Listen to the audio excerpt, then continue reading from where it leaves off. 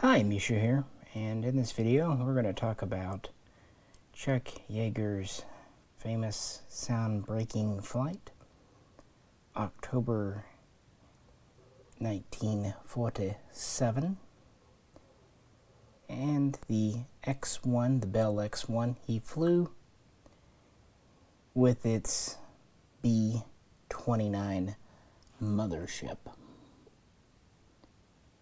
And this is just the beginning. I will start to get into the X-planes a bit.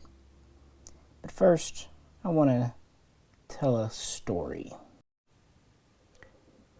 Quite recently, I put out a video on the NB-52 Balls 8 and its X-15 plane. This was a 1/144 scale diecast model from Corgi. And I found it when Aikens was doing kind of a clean-out sale. And of course, any kind of NASA stuff or NACA, I really like to pick up. But it really made me lament not having this one here, the B29 with the X1. I actually originally ordered one from Aikens a couple of years ago, but turns out they didn't actually have it. False report on the website. What do you do? And once these Corgis go out of print, they're hard to get. In the video for the B-52, I said this, and one of the folks here, a Brit, offered to send me one. He said he happened to have one coming. Basically just, cover postage, and he would cover it because he's, from England. And that's exactly what I did. Now, it kind of makes me laugh because some people think that everyone's trying to scam you and you send them money and that's it, you'll never get it again.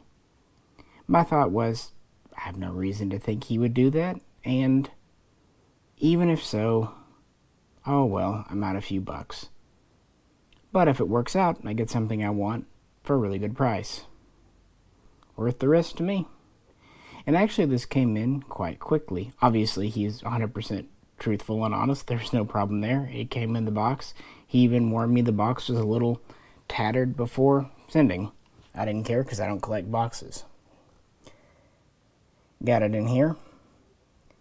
And my only somewhat disappointment was nothing to do with him. It had to do with Corgi. If you noticed, this is not on a Corgi stand. This is actually a Caliber Wings stand, and it's one of their newer weighted models. This whole base is basically has a lead weight in it, and this is very configurable. It comes with different size arms and different rubber connectors. Essentially, if the model's big enough, you can use this to support virtually anything.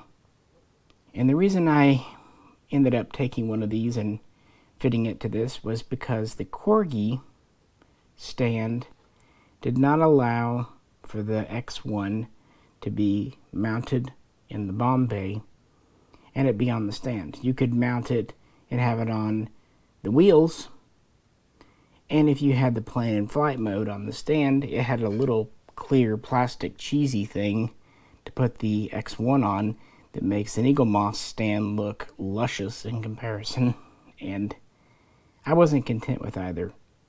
So this is my solution. And as you can see, I can have my little X1.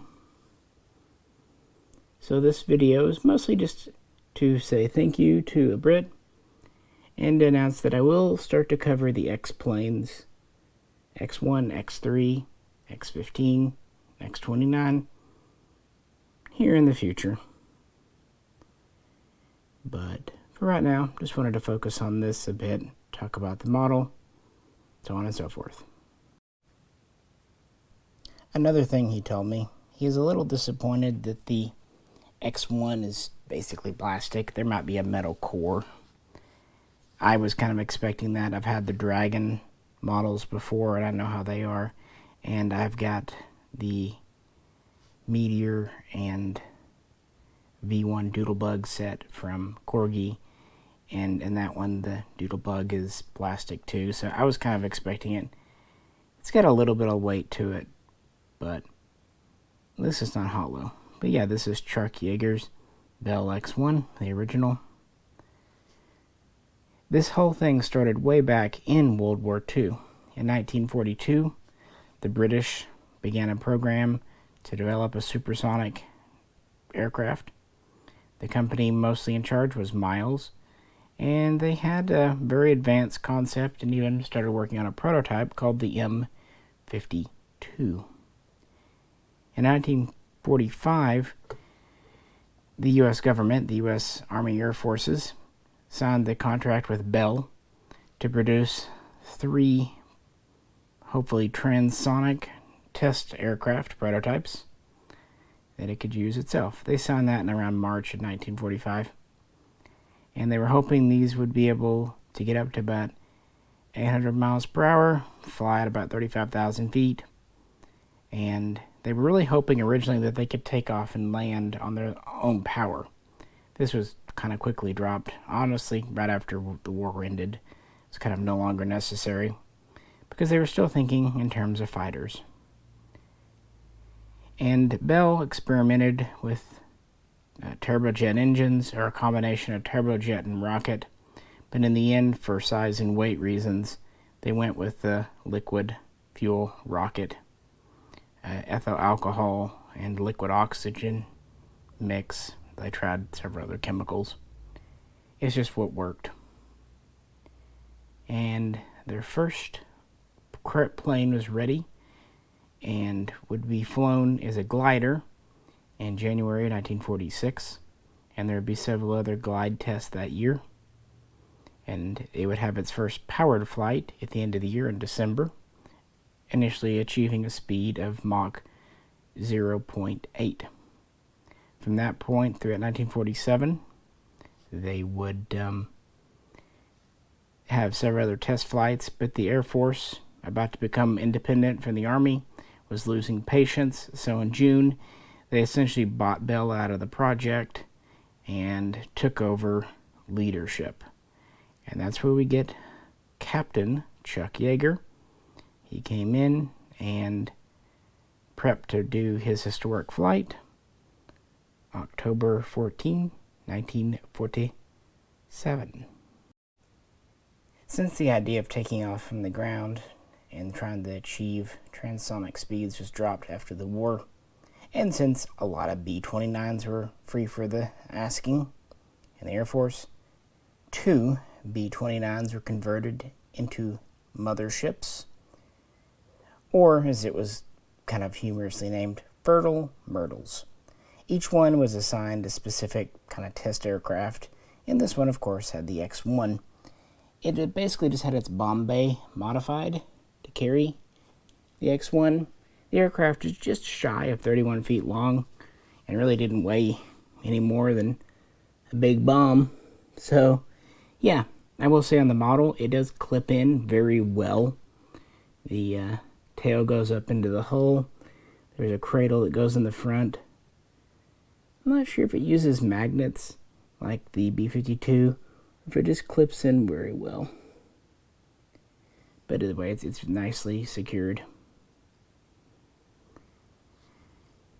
So they would take off, go up to about 29,000 feet, and release Chuck Yeager, who had balls of steel because this thing rocket powered and it had no ejection seat.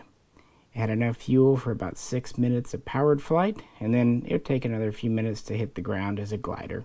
It would land on a dry lake bed, of course, out in the desert, and hopefully crossing the speed barrier at level flight.